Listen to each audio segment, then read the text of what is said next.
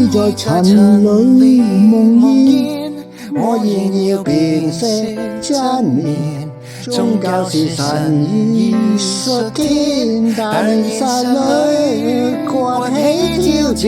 貧賤事件，天外星物總在天，鑄造了我們所屬的人類之外，亦有同樣做了外星人活現。